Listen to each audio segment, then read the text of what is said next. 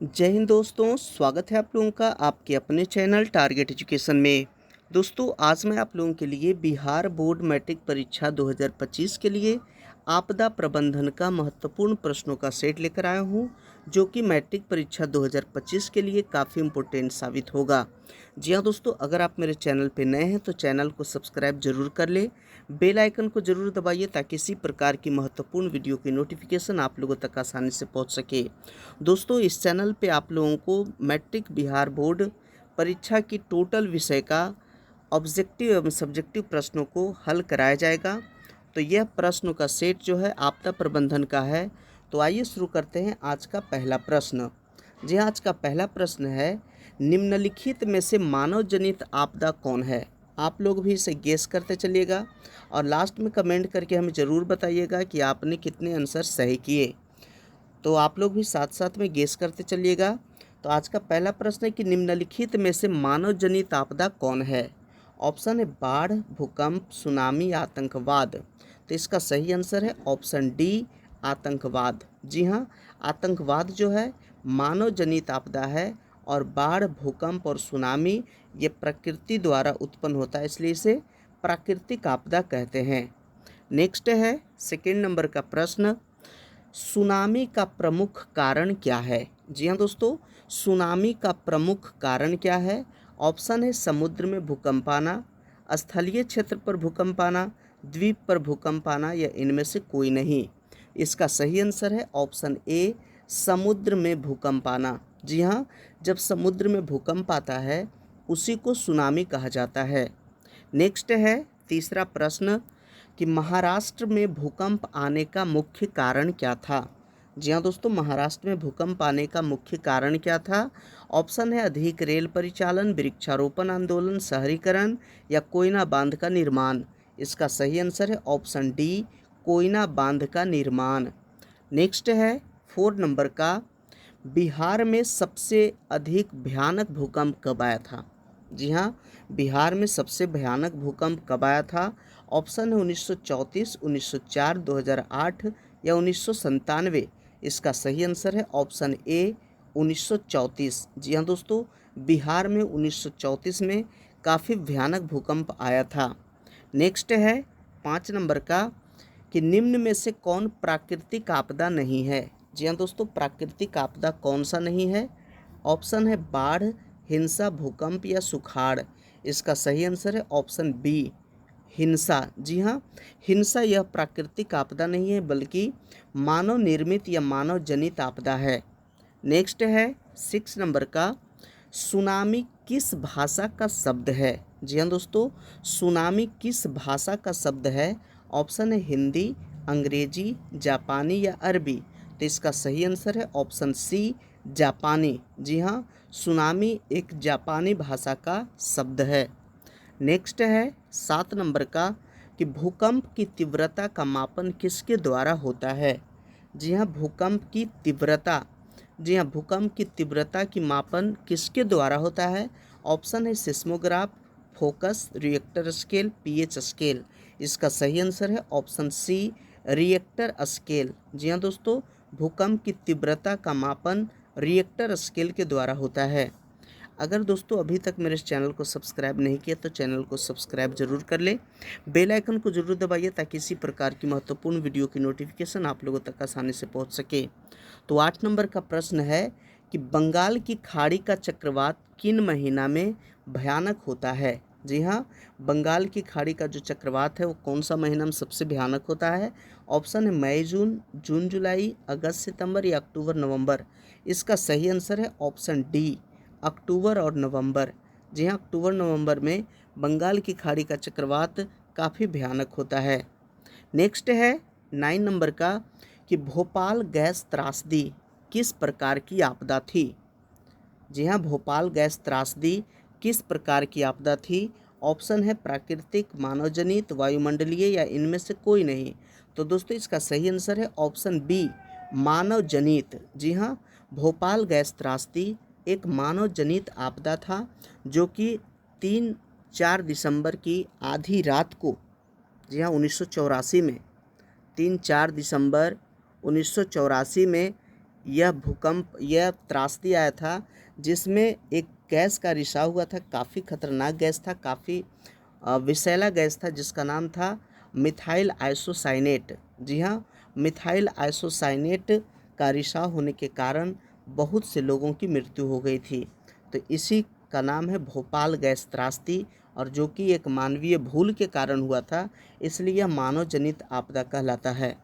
Next है 10 number का कि निम्न में से कौन सा क्षेत्र भूस्खलन से अधिक प्रभावित होता है। जी हाँ, भूस्खलन, पृथ्वी का खिसकना भूस्खलन कहलाता है। और भूस्खलन से सबसे अधिक प्रभावित क्षेत्र कौन सा है? ऑप्शन है कश्मीर और उत्तराखंड, उड़ीसा और आंध्र प्रदेश, झारखंड और मध्य प्रदेश। तो इसका सही आंसर है ऑप्शन ए, कश्मीर और उत्तराखंड। जी हाँ दोस्तों, भूस्खलन की समस्या पहाड़ी क्षेत्रों में अधिक होती है। नेक्स्ट है 11 नंबर का, नदियों में बाढ़ आने का प्रमुख कारण क्या है। जी हाँ दोस्तों, नदियों में बाढ़ आने का प्रमुख कारण क्या है? ऑप्शन है जल की अधिकता, नदी की तली में अवसाद का जमाव, वर्षा की अधिकता, या इनमें से सभी। तो दोस्तों इसका सही आंसर है ऑप्शन डी, इनमें से सभी। जी हाँ, जल की अधिकता, नदी की तली में अवसाद का जमाव और वर्षा की अधिकता, इन सभी कारणों से बाढ़ आता है। नेक्स्ट है 12 नंबर का कि बिहार का कौन सा क्षेत्र बाढ़ग्रस्त क्षेत्र है। जी हाँ दोस्तों, बिहार का कौन सा क्षेत्र बाढ़ग्रस्त क्षेत्र है? ऑप्शन है पूर्वी बिहार, दक्षिणी बिहार, पश्चिमी बिहार या उत्तरी बिहार। इसका सही आंसर होगा ऑप्शन डी, यानी उत्तरी बिहार। जी हाँ दोस्तों, उत्तरी बिहार बाढ़ से सबसे ज़्यादा ग्रस्त क्षेत्र है। नेक्स्ट है 13 नंबर का कि बिहार का कौन सा भाग सर्वाधिक सूखा प्रवण है। जहाँ सबसे ज़्यादा सूखा वाला क्षेत्र बिहार का कौन सा है? ऑप्शन है उत्तरी बिहार, पूर्वी बिहार, दक्षिणी बिहार, इनमें से कोई नहीं। इसका सही आंसर है ऑप्शन सी, दक्षिणी बिहार। जहाँ एक और उत्तरी बिहार बाढ़ से ग्रसित रहता है, तो दक्षिणी बिहार सूखा से परेशान रहता है, इसलिए इसका सही आंसर ऑप्शन सी। नेक्स्ट है 14 नंबर का कि आपदा प्रबंधन का प्रमुख घटक क्या है। जी हाँ दोस्तों, आपदा प्रबंधन का प्रमुख घटक क्या है? ऑप्शन है स्थानीय प्रशासन, स्वयंसेवी संगठन, गांव व मोहल्ले के लोग, इनमें से सभी। तो दोस्तों इसका सही आंसर होगा ऑप्शन डी। जी हाँ, आपदा प्रबंधन का प्रमुख घटक इनमें से सभी है, इसलिए इसका सही आंसर होगा डी। नेक्स्ट है 15 नंबर का कि बाढ़ एवं सूखा किस प्रकार की आपदा है। जी हाँ, बाढ़ एवं सूखा किस प्रकार की आपदा है? ऑप्शन है प्राकृतिक आपदा, मानवीय आपदा, सामान्य आपदा, या इनमें से कोई नहीं। इसका सही आंसर होगा ऑप्शन ए, प्राकृतिक आपदा। जी हाँ दोस्तों, बाढ़ एवं सूखा प्रकृति के द्वारा उत्पन्न होता है, इसलिए इसे प्राकृतिक आपदा कहा जाता है। नेक्स्ट है 16 नंबर का कि भाखड़ा नांगल बांध किस नदी पर है। जी हाँ, भाखड़ा नांगल बांध किस नदी पर है? ऑप्शन है नर्मदा, कृष्णा, कावेरी और सतलज। इसका सही आंसर है ऑप्शन डी, सतलज नदी पर है। नेक्स्ट है 17 नंबर का कि पश्चिम बंगाल में बाढ़ की विभीषिका वाली नदी कौन सी है। जी हाँ दोस्तों, पश्चिम बंगाल जिसकी राजधानी कोलकाता है, तो पश्चिम बंगाल में बाढ़ की विभीषिका वाली नदी कौन सी है? ऑप्शन है दामोदर, महानदी, गंगा, कोसी। इसका सही आंसर है ऑप्शन ए, दामोदर नदी। जी हाँ, दामोदर नदी से पश्चिम बंगाल में काफ़ी बाढ़ आता है और यह प्रत्येक वर्ष लगभग आता है, इसलिए दामोदर नदी को पश्चिम बंगाल का शोक कहा जाता है। जी हाँ, पश्चिम बंगाल का शोक कौन सा नदी है? वह है दामोदर नदी। नेक्स्ट है 18 नंबर का, निम्नलिखित में से किस क्षेत्र में जाड़े के दिनों में बाढ़ग्रस्त होने की आशंका है। जी हाँ दोस्तों, जाड़े के दिनों में भी बाढ़ की आशंका कौन सा क्षेत्र में या कौन सा राज्य में है? ऑप्शन है केरल, तमिलनाडु, बिहार या असम। इसका सही आंसर है ऑप्शन बी, तमिलनाडु। जी हाँ, तमिलनाडु में जाड़े के दिनों में भी बाढ़ आने की आशंका होती है। नेक्स्ट है 19 नंबर का कि सतलज नदी पर कौन सा कृत्रिम जलाशय बनाया गया है। जी हाँ, सतलज नदी पर कौन सा कृत्रिम जलाशय बनाया गया है? ऑप्शन है सरदार सरोवर, पंत सागर, नागार्जुन सागर, गोविंद सागर। इसका सही आंसर ऑप्शन डी, गोविंद सागर है। नेक्स्ट है 20 नंबर का कि बाढ़ प्रबंधन में किस बात पर सबसे अधिक ध्यान देना चाहिए। जी हाँ, बाढ़ प्रबंधन में किस बात पर सबसे अधिक ध्यान देना चाहिए, तो इसका ऑप्शन है नदी के जल को दूषित होने से बचाना, नदी के दोनों ओर तटबंधों का निर्माण होना, नदी पर मजबूत पुल बनाना या नदी के दोनों ओर घनी बस्तियां बसाना। इसका सही आंसर होगा ऑप्शन बी, नदी के दोनों ओर तटबंधों का निर्माण होना। नेक्स्ट है 21 नंबर का प्रश्न, निम्नलिखित में से किस नदी को बिहार का शोक कहा जाता है। जी हाँ, बिहार का शोक किस नदी को कहा जाता है। ऑप्शन है गंगा, नर्मदा, कोसी या गंडक।